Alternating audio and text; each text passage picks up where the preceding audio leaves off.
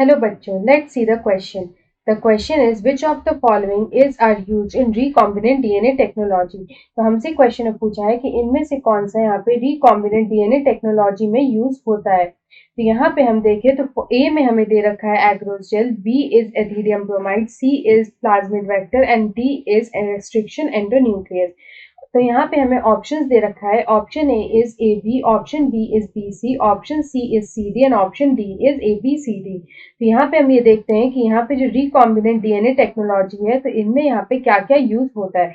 तो सबसे पहले ए में हमें जो दे रखा है एग्रोस जेल, तो एग्रोस जेल का यहाँ पे क्या यूज होता है। तो अगर हम एग्रोस जेल की बात करें तो it is use for separation, it is used for separation of macromolecules like DNA and RNA। DNA और RNA को जो है वो यहाँ पे सेपरेट करता है।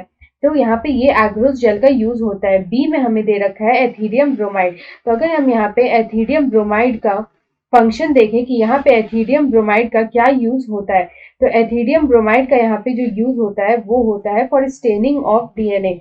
यहाँ पे डीएनए स्टेनिंग के लिए ये यहाँ पे यूज होता है। तो यहाँ पे किस तरह से यूज होता है, तो इथीरियम ब्रोमाइड को क्या किया जाता है कि it is attach to DNA, it is attach to DNA और देन उसको यहाँ पे क्या किया जाता है कि यूवी लाइट के अंडर में उसको देखा जाता है। It is seen under UV light. तो यहाँ पे वो जो डीएनए फ्रैगमेंट है वो यहाँ पे विजिबल होता है। उस फिर अगर हम यहाँ पे अपना सी देखें तो सी में हमें लिखा है कि यहाँ पे प्लाज्मिड वेक्टर। तो प्लाज्मिड वेक्टर का यहाँ पे किस तरह से यूज होता है। अगर हम यहाँ पे प्लाज्मिड की बात करें तो प्लाज्मिड जो होता है वो यूजुअली सर्कुलर होता है and it is double stranded DNA.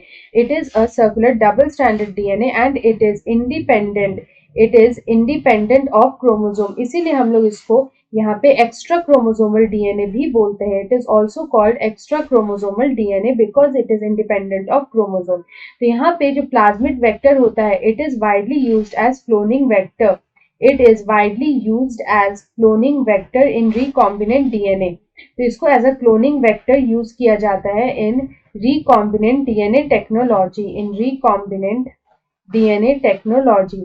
तो यहाँ पे अगर हम देखें तो हमारा डी में दे रखा है यहाँ पे रेस्ट्रिक्शन एंडोन्यूक्लियस। तो रेस्ट्रिक्शन एंडोन्यूक्लियस यहाँ पे क्या होता है, तो जो रेस्ट्रिक्शन एंडोन्यूक्लियस होता है ये यहाँ पे डीएनए को कट करता है। The restriction endonuclease cut DNA. तो ये जो डीएनए को कट करता है ये डीएनए को सिर्फ स्पेसिफिक साइट्स पे ही कट करता है। ये जो स्पेसिफिक साइट्स है इसको हम लोग रिकॉग्निशन साइट्स भी बोलते हैं। These specific sites are also called recognition site. और यहाँ पे हर एंडोन्यूक्लियस का जो रिकॉग्निशन साइट होता है वो यहाँ पे डिफरेंट होता है। अगर हम एग्जाम्पल देखें तो एग्जाम्पल में आता है Eco R one. Eco R one is an example of restriction endonuclease. तो यहाँ पे अगर हम इस क्वेश्चन का करेक्ट आंसर देखें इनमें से कौन सा रिकॉम्बिनेंट डीएनए टेक्नोलॉजी से रिलेटेड है, तो हम देख सकते हैं यहाँ पे A B C and D all are related to यहाँ पे रिकॉम्बिनेंट डीएनए टेक्नोलॉजी। तो यहाँ पे हमें ऑप्शन डी में दे रखा है A B C and D. तो यहाँ पे option D is the right answer. Best of luck.